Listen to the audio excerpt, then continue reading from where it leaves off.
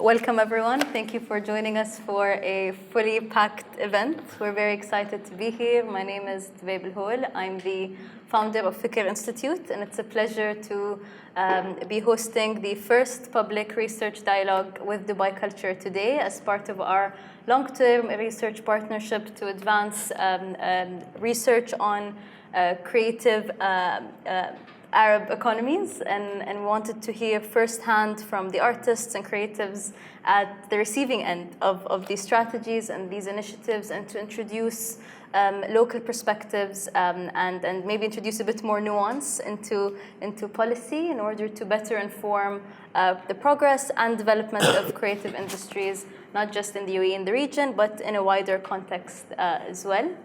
We will be starting with a stellar panel here today that need no introduction, but I'll quickly introduce our speakers before we kick off the discussion. We also want to try a sort of experimental dialogue today where we will not just reserve Q&A for the last 15 minutes. Throughout the session, if there's any input that any of the audience members would like to have or to flag, please just raise your hands and we'll include you in the discussion.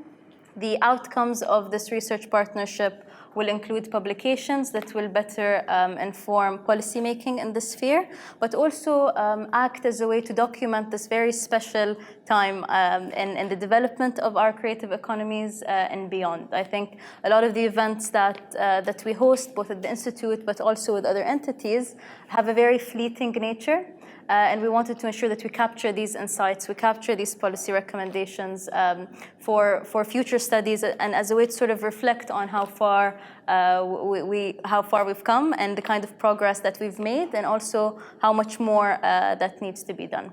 So without further ado, I'll quickly introduce our panel. We have with us Emirati artist Hashel ElLamki, Emirati photographer Ammar AlAttar, Emirati artist Latifa Saeed, and curator and founder of the Rwasa Lab, Munira Al-Sayegh. So thank you all for joining us and welcoming them here today. I think we want to start by a suggestion from Latifa in our earlier meeting, which is trying to break down the elusive term of creative economy. You know, we hear it a lot, we work through it a lot, we work with it a lot. But from an artist's perspective and from the creator's perspective, how would you define a creative economy? And we'll start with Hashel. Assalamu alaikum and good evening.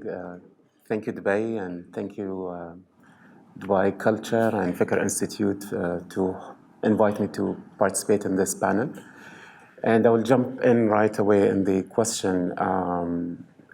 The way I look at the economy, creative economy in particular, because of my role as an artist, I'm both a consumer and a producer, a contributor to the economy, but also I do acquire materials. So there is like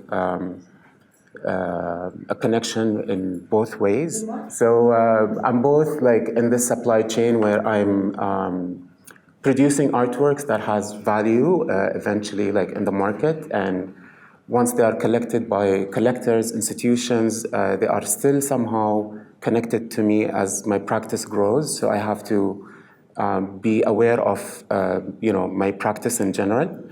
But also, like, I'm acquiring materials, I'm using mediums that are available in the market. So the way I look at it, like, I need to be in line with everything around me in terms of like my practice, be aware of somehow my in-country value, my ICV, where actually, before I jump into that, like what I've been doing for the past 8 months, I've been reviewing my processes as an artist, and a partnership with a sustainability firm based in Madrid, Your Culture, to actually sit and document my practice, how I produce work. And when I started this project, it was a need of like a reflection. For the past like 12 years, I've been practicing. And the nature of my practice is very organic in the sense of like, there is paintings, there is like multiple projects that are happening at the same time. So it's a swimming pool of different things happening at the same time. But how do you actually take that and document it where it becomes like an official agreement between me and my studio in that sense, whether I'm there or not, work can continue. And that's me just being responsible in the sense of, yes, it's becoming a legit practice now after like a couple of years. And I need to make sure that I'm doing the right steps. So that was like one of the first steps for me, realizing the creative economy and how I'm related to it. When it comes to like doing this practice, actually I realized my role in terms of like working with different craftsmanship in the region. I'm based in Musaffah, Abu Dhabi industrial area. So there is a lot of community that surround me in terms of like, I get my canvases stretched there locally. My mediums are trying to being sourced here.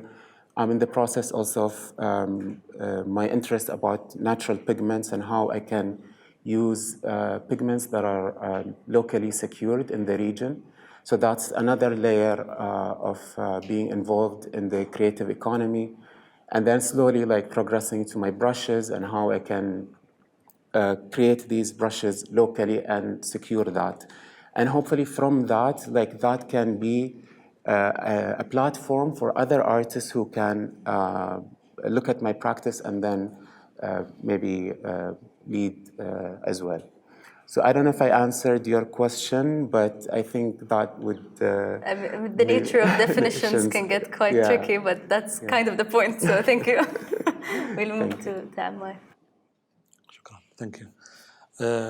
Thank you, Dubai Culture, for holding, and Dubai for holding this talk. It's a hot topic, actually, and I didn't expect, mashallah. As my Hashel said, like we produce art and we produce projects that will, at the end of the day, it will be part of the product that we give for the economy. If somebody buy it or somebody commission us to to produce something for their location or hotel or even like any like project, we will be part of that economy.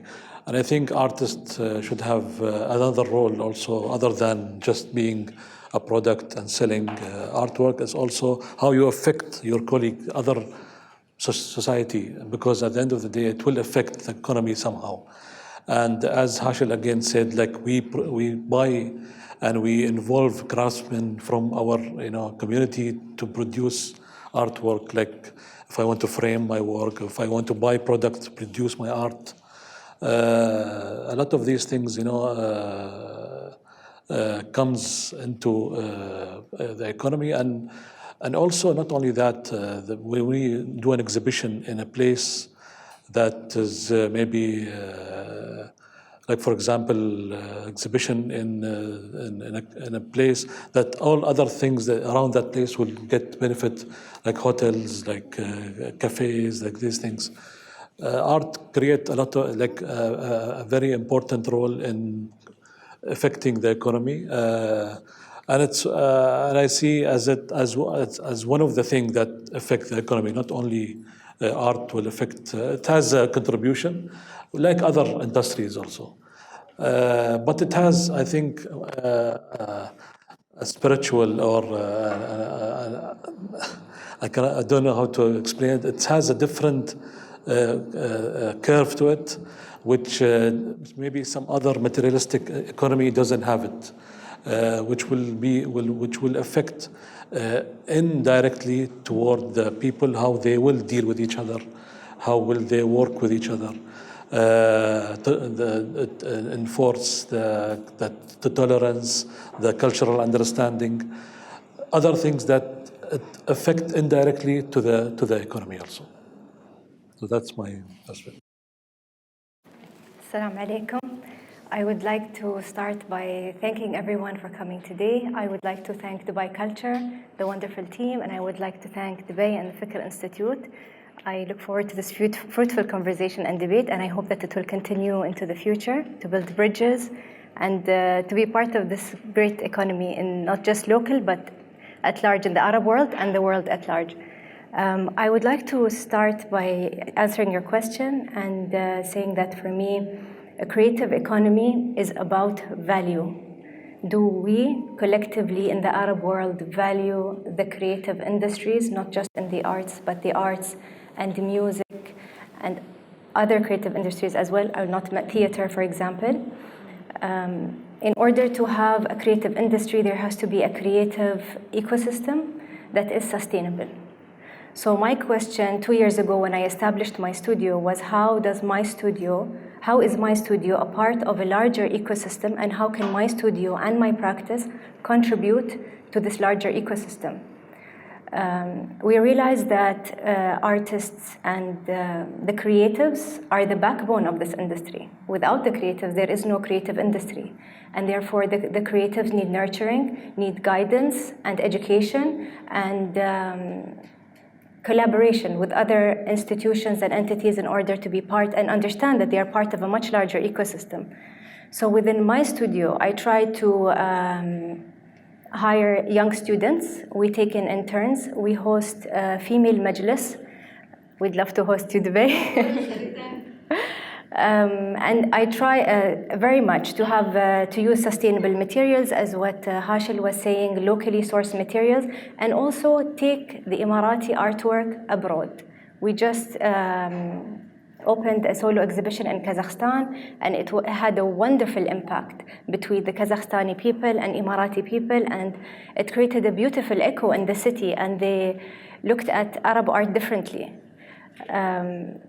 We have to also congratulate Sheikh Sultan Al-Qasimi on the largest Arab exhibition in London, so congratulations to him, and he's a pioneer really in this field. And mashallah, we have a lot of path makers, I would say, in this field. And it's not only on the government or the private sector or on the artist, it's on all of us collaborating together to create a creative economy. Thank you.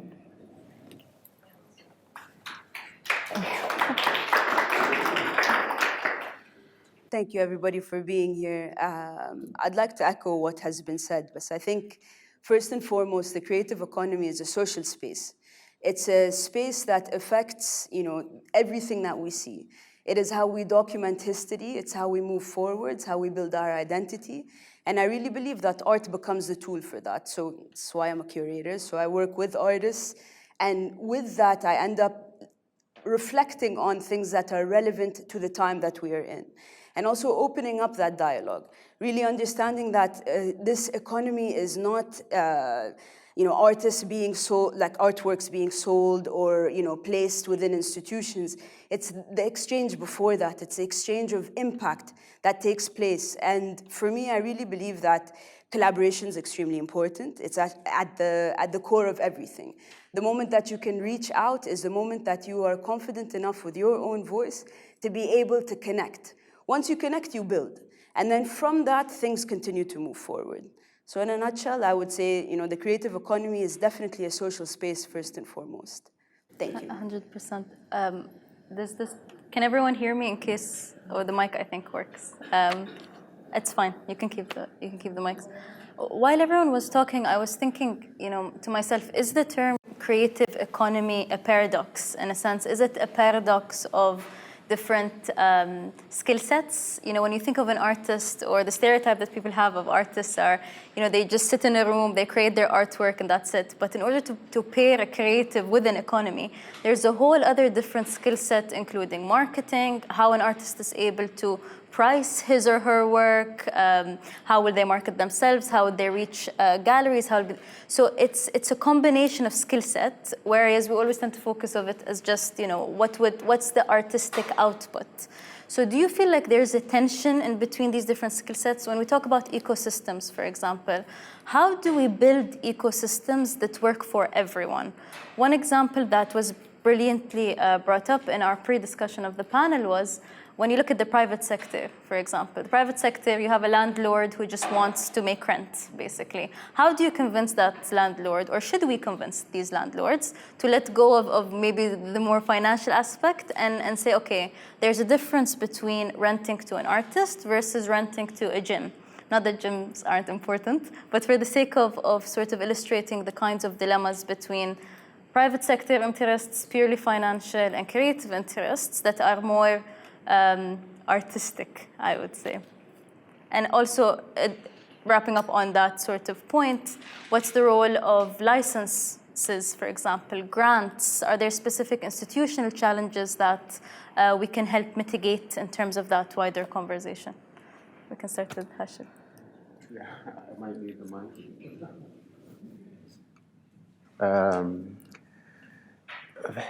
Where do we start? Like, that's a multi-layered question, but maybe going back to the landlord aspect and the burden of the rent of the studio spaces. I think for landlords, like, they are already having a business model that they need to generate revenue for themselves, like, and that's a need. So I can't expect them to also participate in this creative dialogue because they have their own needs. But I want to bring up like a model that I experienced when I was in Amsterdam in 2012. And they had a model of like squad buildings, so buildings that are about to be turned down. The government creates a list of artists where they can apply, and then they are granted a space temporary to work from until the final permit of demolishing the building processes. So, and with a very, very subsidized rent fee, which it could get to like €1 a month. And in that sense, like, it keeps the creative economy happening. It takes away the burden of the rent from the artists, and the building is being used until like it gets demolished. And we have so many buildings. I live in downtown Abu Dhabi, and in my neighborhood, I try to do this, bring up this idea of maybe I could use potentially like a corporate building that is about to be demolished. But unfortunately, the policies right now are not enabling us to occupy these spaces. And sometimes you get lucky with landlords where they understand the core mission of what you're trying to do, and they subsidize the rent.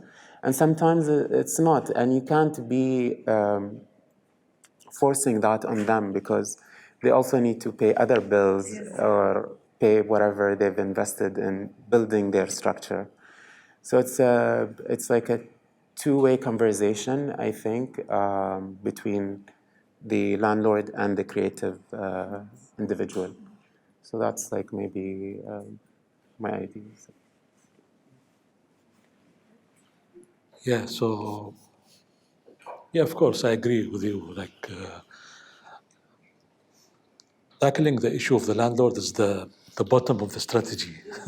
I think we need to focus first on if we put a mission or like, if we want to put a mission for our culture, what is the vision where we want to see it? And then we put, these goals of our strategy, how to achieve that vision. Then we will go to initiatives that like the repurposing the old buildings that will help us the strategy to achieve our vision. So it's not just only like fighting fire of these, to create policies that fight fires. No, we need to, from the beginning, we need to put strategy for helping artists, architects, musicians, designers. We need to segregate also these categories. We categorize them. Then we will see how we can create initiatives that will make us achieve these missions and achieve the strategy. At the end of the day, anybody like as a landlord or if I am selling you something, I will not see if this is what you are, what artist or gym owner or this. We want actually the artist to reach the gym owner or the restaurant owner so he can pay the bill, the same amount of rent that the other industries are paying. This should be our goal. And this is what I'm looking like for example, I have a studio in Sharjah Art Foundation, one of the buildings that they repurposed again, and they did and they rented for a minimal amount of money, and and for me it's helping me in my practice, meeting people, doing whatever practice I do in that. So this kind of initiative, as I said, can help, of course, the artists, designers. And this is what I want to say. First, we need to look at how do we achieve this mission, what initiative do we put to achieve these goals of our strategy. And that's. In terms of studio spaces, I will go back to what I said in the beginning. It's value. When a real estate agency or building leases out to a gym, there is an immediate return in value. However, if we look at the artist studio as a cultural space, the value in return is tenfold more than immediate value, but the value will be in return much later. Also, the value of to have a cultural space in the building. There have been so many studies about this where culture has created safe areas that were previously dangerous and have turned into safer areas and make spaces more beautiful. So there's a value, not necessarily in terms of return of immediate funds, but there's other ways to get value from supporting and nurturing an artist to have an open studio space. And I would also like to encourage artists to open up their studios to the public more often. And this is why I insisted on having my studio outside of my home so it can be open and we can have activations and we can be open to the public. I think to echo what has been said and to flip it, first and foremost, it's really important to be able to convince the building owner why art is important. Why should they care? So going back to this argument that art is a social, the role of society, you have to have people involved. They have to feel emotionally invested, or else they don't really know how to deal with the creatives. They really don't. So how do you get them to get to that point of conviction? It's via showing what the value is of this work, or how it is actually important to nurture or to give artists or creatives these spaces that are perhaps less in rent. Of course, also comparing to places like Amsterdam, you cannot. We are a different social kind of space. What is happening in the UAE hasn't happened before. So we need to start investing and looking inwards and understanding what it means to be a part of this social landscape and this cultural landscape in order to understand us without the comparison of others. And I think that is extremely important. So once you get over that and you arrive to that stage, ideally what would happen is, more initiatives like the Dubai collection, for example. The Dubai collection is among the curatorial committee. It's work that is made for public spaces, for these buildings that we're talking about. So the moment you have engines that are of this nature, you begin to really create the space where art becomes important and art becomes necessary. So looking at that model, the model of the Dubai collection, and really understanding how that impacts us socially and impacts the cultural landscape. I mean, you can build thousands of institutions, but the moment you put art in the public sphere is the moment you're saying art is important. Everybody has a chance to see it. Doesn't matter if you can pay the fee to get into the space. It's there, it's in the public, you can see it, you can experience it, and it's talking to everybody. It's not, it's become removed from the elitist kind of understanding of it. And that's what needs to happen. It needs to be able to have a conversation with any passerby, and then from that, maybe then the landlords will be convinced, and they will want to encourage more of this behavior. I agree. And when we think of the word economy, we think of formal jobs. And this is, I think, a key aspect we also need to discuss is how do we make when we say creative industry, it doesn't just involve artists, it also involves writers, directors. There are different occupations within a creative economy. But how do we move it from not just a societal perspective, but also when it comes to implementation, how do we make creativity a full-time job as opposed to a part-time profession? How do we make it sustainably feasible for artists to be able to actually say, you know what, I'm not going to do this after 5 p.m. when I'm done with my 9-to-5 job. How do I do this full-time and therefore actually create not a part-time creative economy, but a full-time thriving one? We can start with Hashel. I'm sorry, you have to sit right next to them. Actually, I'm one of those who are having a 9-to-5 full-time, and then I do practice after work, and it's been like the search of like trying to fully become a full-time creative artist, but it's difficult. I also have, you know, other responsibilities in the society, like a mortgage and a car loan and like all of that. So depending on just being creative and like sales of artworks or commissions, it's a bit tough, to be honest. And one way to do it is to continue working, and I look at examples overseas because like these have economies or societies that have been practicing for a longer term, and we learn from benchmarking a little bit, and then echoing back to what Munira was saying, is we take what is relevant to us and then try to package it in a way to fit in our society, our values, our culture. But even the artists in New York, like most of them, where I was there for 7 years, they're still working, you know, waiting tables and doing all of that. It's unless you've made it like, you know, like big name and you have like a full team and there's a whole like punch system and you enter, it's almost a job.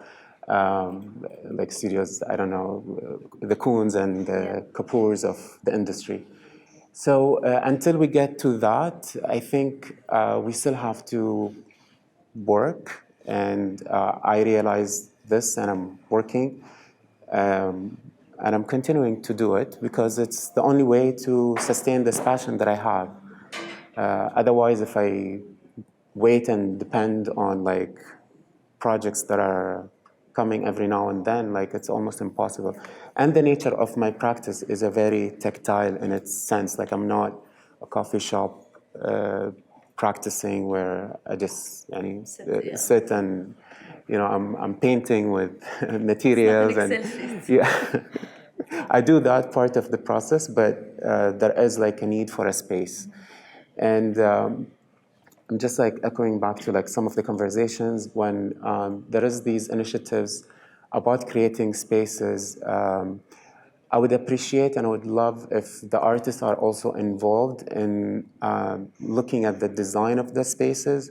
I've seen potential spaces where there is a marble counter and there is a glass and one of the rules, like you can't mess the floor and you can't nail things on the wall. Like it becomes like really challenging to actually occupy and practice. So that's one of also the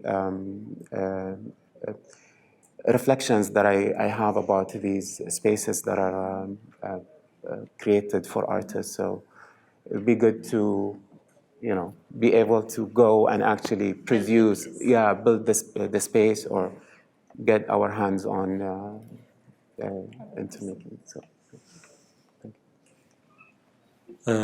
Regarding having a day job, which it depends at the end on your practice. What is your practice? It's if you are an architect or designer, you need to have a firm to run it, and that's something else. But for my situation, like to have a day job, then do art on weekends or after work. It's something that a choice at the end. It's my choice to do like this because I want to live in a state of life different. Like I don't want to live somehow without a job because I will lose some stuff that I'm doing now.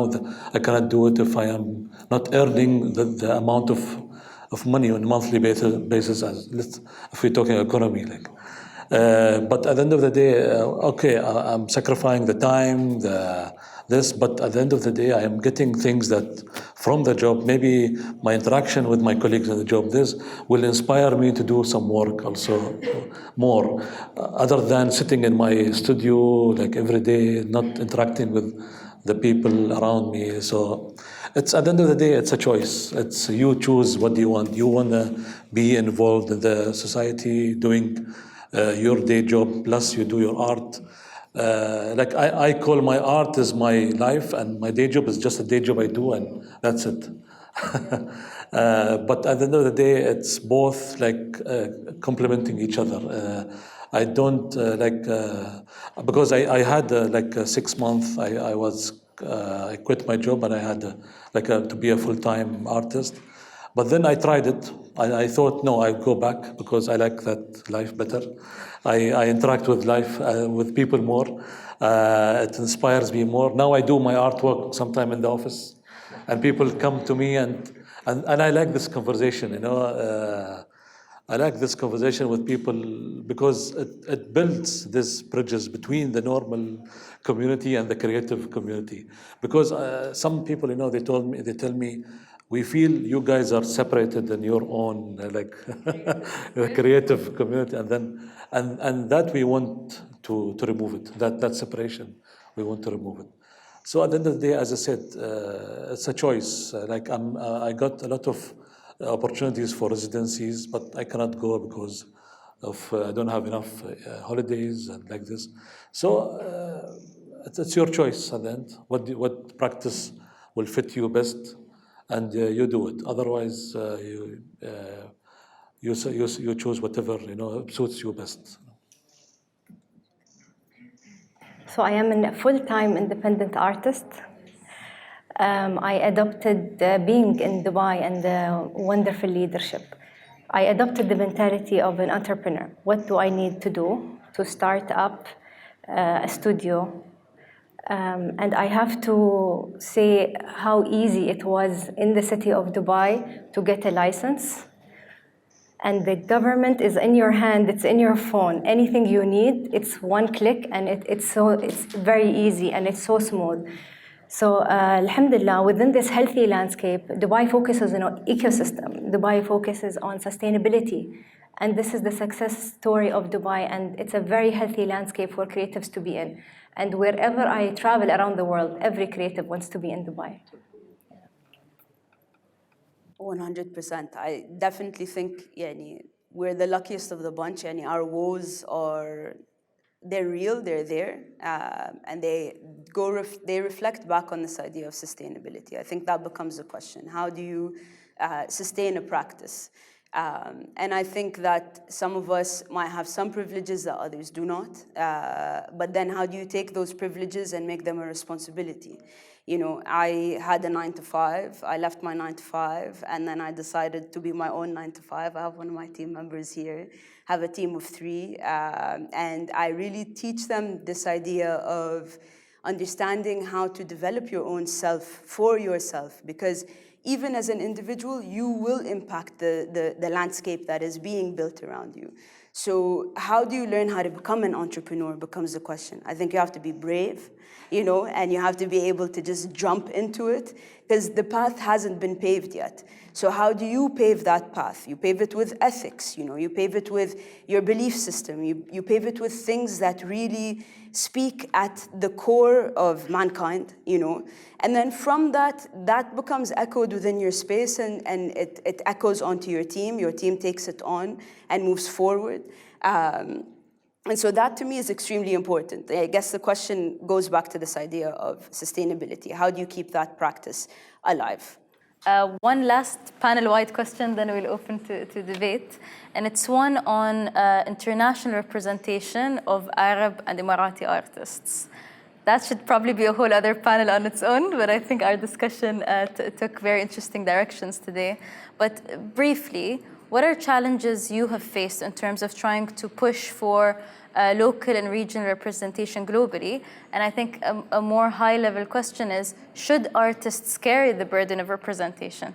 You know, should the work always act as representative, or should it just be art for the sake of art? Let's start with Hashel.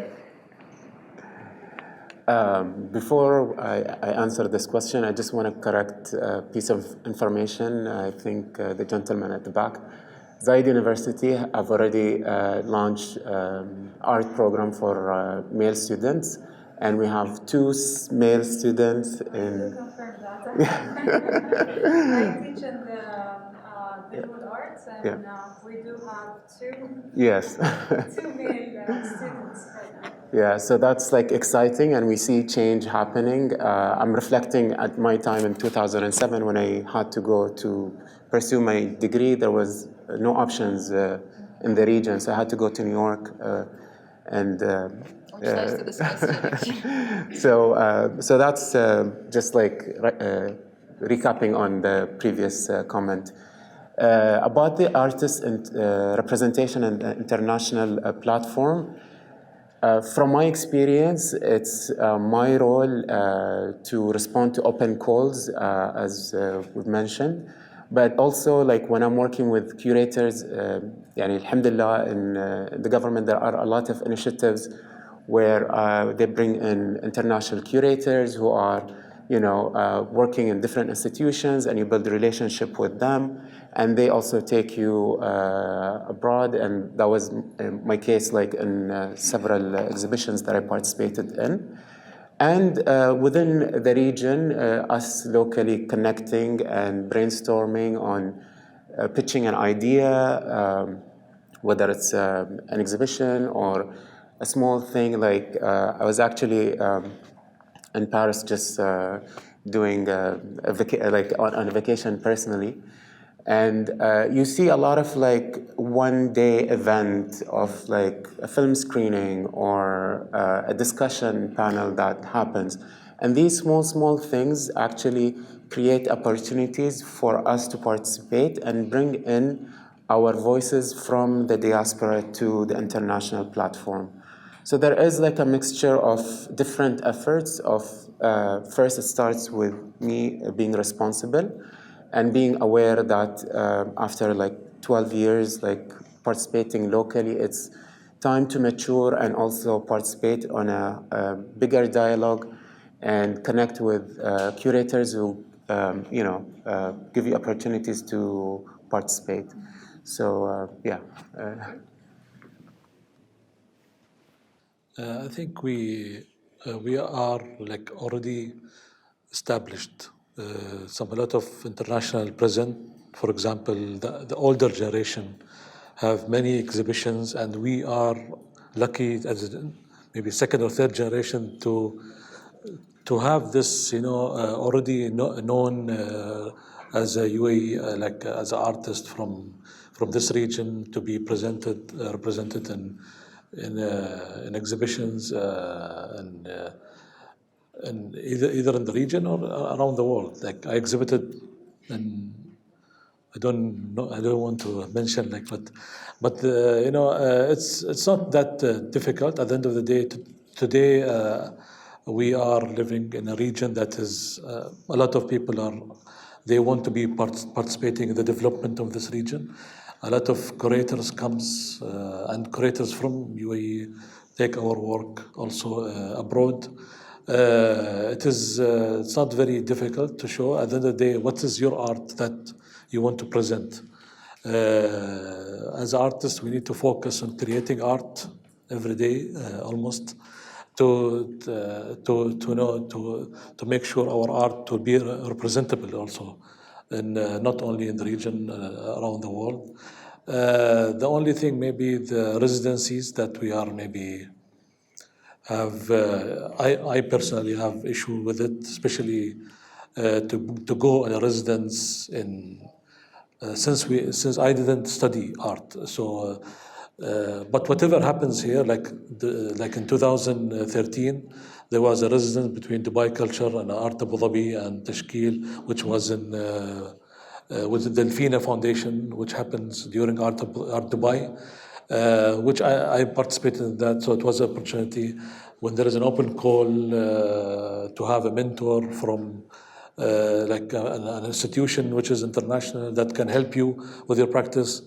I try to be part of that. Going on a residency in a different country is difficult for me, but I try to find different ways to do that. At the end of the day, we have a solid history. As Munira said, we have a history of arts, and it goes back not just 80s, 70s. Our artists like Abdul Qadir Reis, since the 60s, he's practicing art in Kuwait, and these things, built for us, and we are lucky these days that we have the materials, we have the opportunity to learn things from, online or the institutions that here, and they build for us the path for us to continue, and it's a cycle at the end. Tomorrow, maybe the next generation will have better opportunities, and that's life. Can you repeat the question, please? I think, in a nutshell, it was more on what are the challenges facing Emirati and Arab artists in terms of being represented globally in the international art scene, and what can we do to help support their emergence more prominently? I think we're in the right direction. Everything is happening in the correct pace. So I believe that what is happening is right. And Munira, you want to add to that? I think also you were asking about like the question of how you represent yourself elsewhere.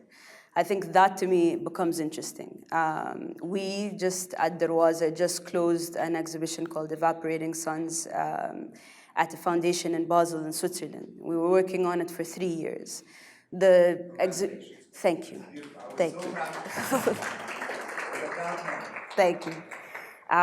So I think for me, just kind of firsthand, you're working for 3 years, you become a diplomat, first and foremost. You have to know how to navigate. Of course, people have a lot of ideas about the region, and these ideas are stubborn, extremely stubborn. And so you have to have the right weight to you to be able to tackle that. I think then bringing in work and being responsible as a curator for the work that comes in is also an extra added layer, an extra added weight. And so the story and the narrative that you have to tell has to be kind of responsive to the UAE or to the region in my case, yani. And so I think that that's one thing. And when you have curators that come in and are not living in the UAE and just come in and just parachute into the UAE and find 2 or 3 artists and then kind of tokenize them and move them along the way, that's problematic. That's extremely problematic because they don't even understand the narrative. They don't understand how, this artist that's Emirati-based or Emirati is, relevant to the wider landscape. So that becomes a huge problem when these artists are taken out and you see them out of context with, unfortunately, at times, weak curatorial narrative. You're just not impressed. And so you don't end up showing the best of that artist. And so in order to do that, I think, really kind of focusing on curators regionally and locally, curators that understand the same vocabulary, speak the same language, both emotionally and literally, is really important with the artists that they're working with. And then opening that up to, to the rest of the world, that ends up happening. That will end up taking place. We are on that front. That has been happening, since sort of the conceptual movement here.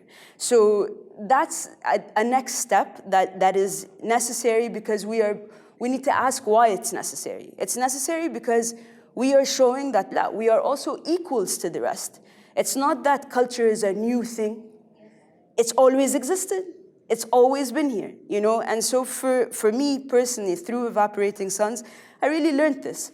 I learned that people are amused to know that, history existed pre-oil, you become an educator, and you have to. You have to educate with everything that you are bringing. You have to know every artwork inside out, the artist inside out, to be able to tell the story honestly, you know. And I think you bring up a very interesting and important angle, because who gets to define what is international art? Exactly. And most of the time we think it's in the West. Yes, it's Western art. Exactly. Yeah.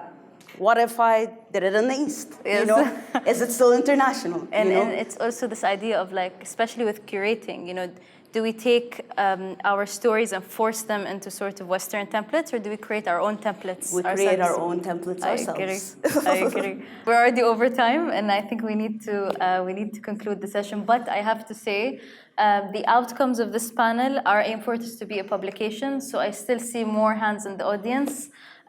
Please feel free to reach out by email, talk to us on our social media channels. We want to put your recommendations in the final outcomes publication, and this way we can even schedule one-to-one calls to make sure everyone's input is included. So thank you very much for attending.